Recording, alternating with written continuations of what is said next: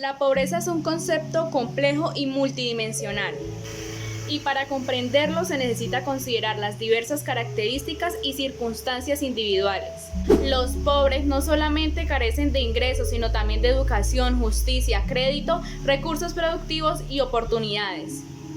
En este sentido, la pobreza debe ser entendida como la privación de capacidades.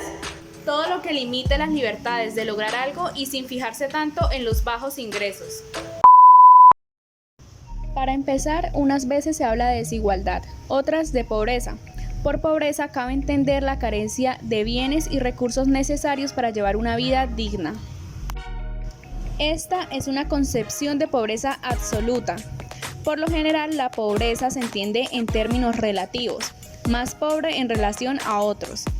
La pobreza se convierte entonces en una manifestación extrema de la desigualdad. Así, en unos países puede existir una considerable desigualdad, pero no de pobreza. En otros, mucha igualdad y mucha pobreza.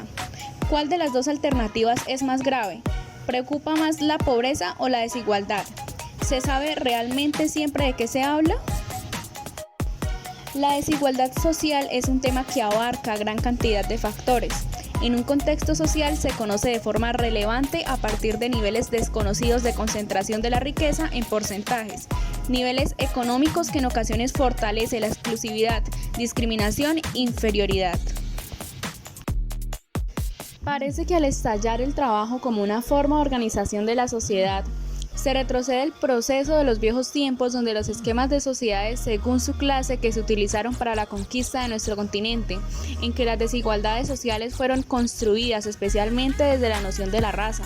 Como signo de esto surge el rechazo al excluido, al pobre, especialmente a su condición humana.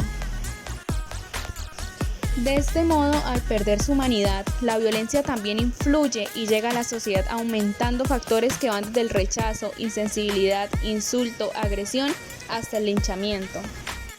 Crímenes de odio en el cual integra el miedo, que es uno de los efectos naturalizados de la sociedad.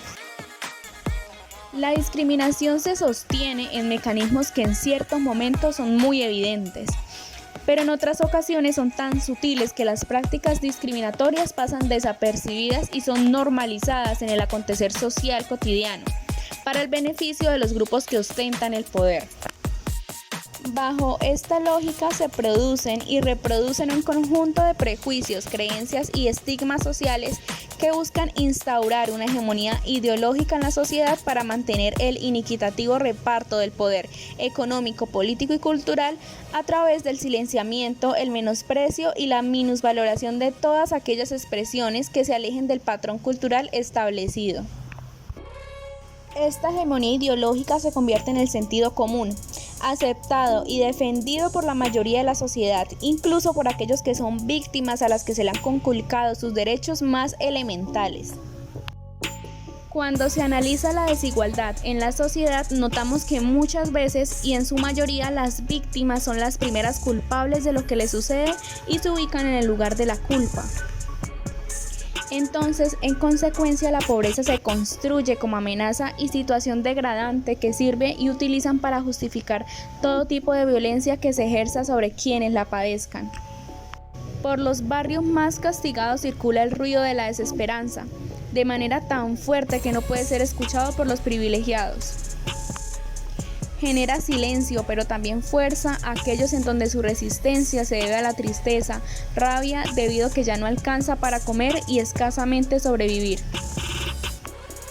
No es un secreto que muchas veces la riqueza extrema de unos pocos se alimenta sobre el trabajo esclavo de los no privilegiados. Las personas ricas aparecen como un factor de gran importancia en esta crisis de desigualdad. Utilizan su poder e influencia para que los políticos vayan a favor de sus intereses y beneficio propio, en donde la corrupción termina siendo explicado de manera infantil y ocultando la violencia. La pobreza es así. En efecto, es una expresión de extrema desigualdad.